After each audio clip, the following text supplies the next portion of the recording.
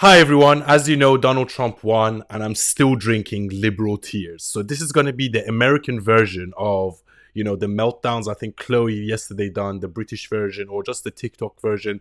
But this is the mainstream media. So all these late night talk show hosts and all these different people that are supposed to be impartial. Like one of the great things that made late night shows great was the fact that they were impartial people. They didn't really take sides.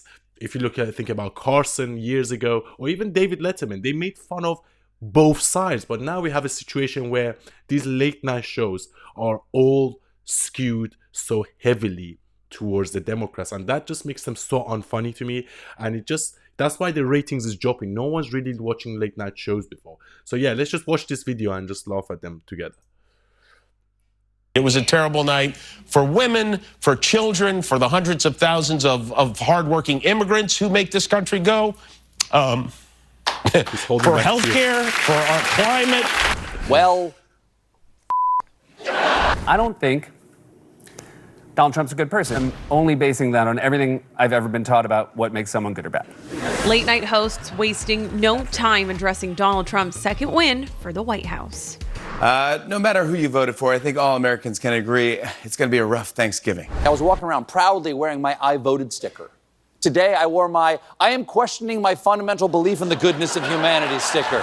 We're a comedy show. We see what people say and what they do, and the jokes come between those two angles. In between jokes on Jimmy Kimmel Live, the comedian and frequent Trump target tearing up over Tuesday's election outcome. It was a terrible night for poor people, for the middle class, for seniors who rely on Social Security, for our allies in Ukraine. But in terms of Social Security, Trump just said that he will protect Social Security. The war in Ukraine is probably going to finish now because Trump is in power. And let's not forget, it was the Democrats that started that war. So everything that they say is just a projection. None of the things they say holds water. They don't realize that the world is actually happy and the world doesn't agree with them, with their crocodile tears. So I just don't know what they're upset about, because all these fear-mongering, all these things they are saying actually happened under Biden, inflation, wars. So we shouldn't be scared of Trump. We should be scared of the Democrats. For NATO, for the truth. Donald Trump has won the 2024 election, and he'll be president again for 4 more years, or 8, or 12, or whatever. Seth Meyers taking a closer look at his future, writing more. Yeah, be scared, because the MAGA movement is not going anywhere. I was having this conversation with someone actually, and I really think that after Donald Trump, J.D. Vance is probably going to become the next president of the United States, and he could be president for 8 years. Take it to the bank. I don't usually make a lot of wrong predictions, but this is another prediction I'm making. After Donald Trump, J.D. Vance is going to be the next president, and these same people are going to cry over it for the next 12 years. Trump-fueled monologues. And look, it might be challenging, but to that challenge, I say, let's go. And I promise, let's go. Look, if a former leader of the free world is going to show up to my city for a court appearance, we're going to mention it. People often say to me, come on, part of you's got to want Trump to win. No one tells the guy who cleans the bathroom, wow, you must love it when someone has explosive diarrhea. There's so much material for you to work with. But we can take comfort in knowing that we've been here before. We know what's coming. Both Stephen Colbert and Jimmy Fallon making fodder. Yeah, what is coming exactly is economic stability. The stock market, when Trump got elected, went through the roof. So I don't understand what is coming. This idea that, oh my God, something's coming. Oh my God, be so scared. What is coming exactly? As I said, the first 3 years of Donald Trump's presidency were probably the best 3 years that they had. And then COVID came, and that kind of ruined everything for him. But I just don't understand. Don't these people know what they're fear-mongering about? What are you scared of? Economic stability, you're scared of that? No wars, are you scared of that?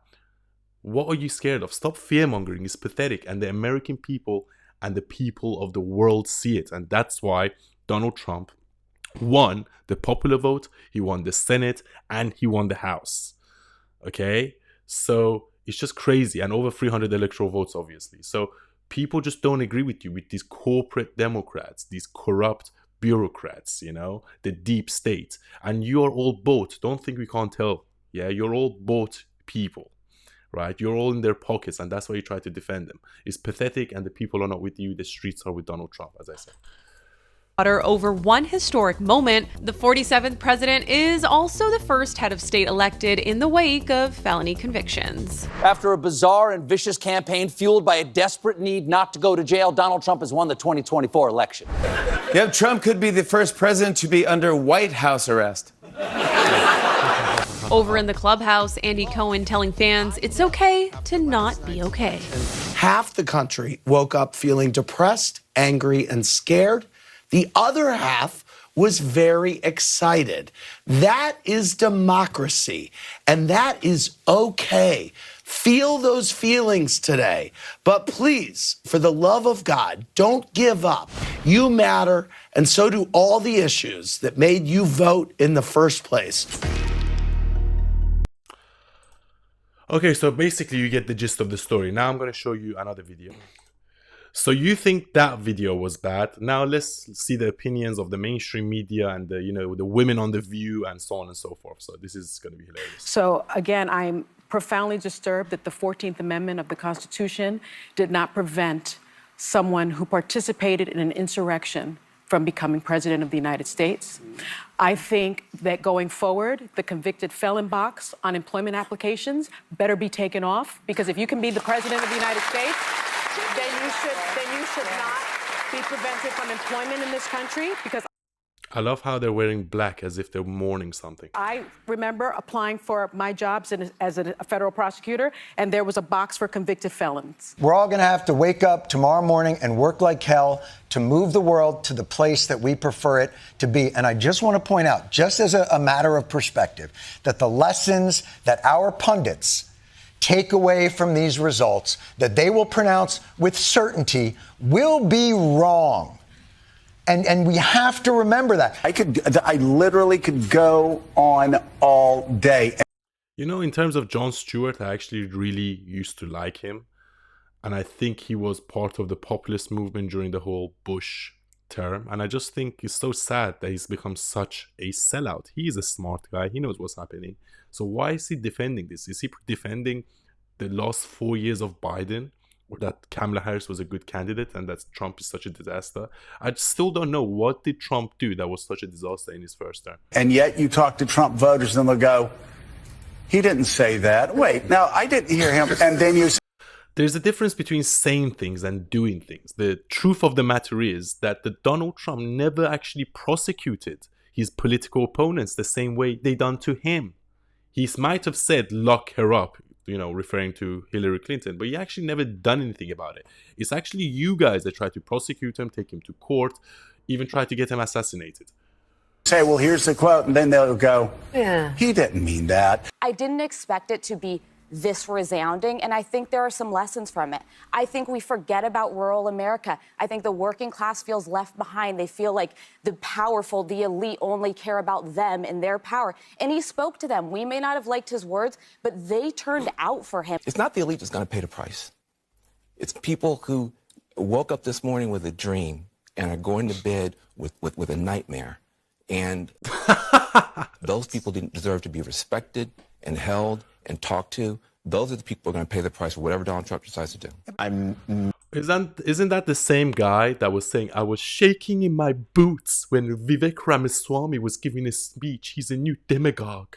He was shaking in his boots. He's scared of Vivek Ramaswamy, a billionaire, self-made billionaire that, you know, worked in the pharmaceutical industry, and he's a very well-spoken person. And if you actually watch his speeches, doesn't actually say anything wrong. And he was shaking in his boots because he's so scared of Vivek Ramaswamy. And Vivek Ramaswamy is probably going to work in some capacity in the Trump administration. So these people, I just don't understand. Like, what do they see? Like, they all got Trump derangement syndrome.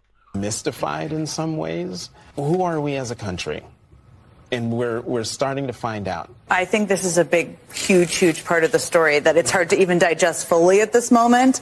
But you have Elon Musk, who owns Twitter, X, whatever we're calling it these days, X, who is a disinformation propagandist and now has could potentially have a direct line to the Oval Office. So Elon Musk is a disinformation, person, but you guys tell the truth all the time. So you're trying to tell me that the mainstream media tells the truth, and a platform such as X, which allows people to say things and doesn't have censorship, is misinformation. No, you're misinformation. These Democratic leaders are simpletons. They're servants of the donor class. So they go in there, like, oh, donor, give me money, please. And I made an ad. I'm Kamala Harris. I'm full of joy. Okay, well, what did that get you? And they say, oh, Jake, you're too angry. Too angry? What? You think? Yeah, so guys, you get the gist of the story. I just love watching these people have these massive meltdowns.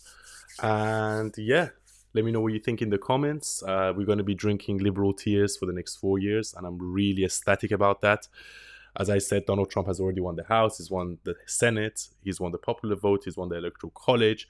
He's going to have ultimate power now. He's going to drain the swamp, and there's nothing these people can do about it. So they're going to be having meltdown of the meltdown of the meltdown. Even also in the UK with Keir Starmer and Sadiq Khan and a lot of these lefty governments in Europe. And I feel like this could be a watershed moment. And I feel like we're going to slowly but surely go back to sanity. Thank you for watching.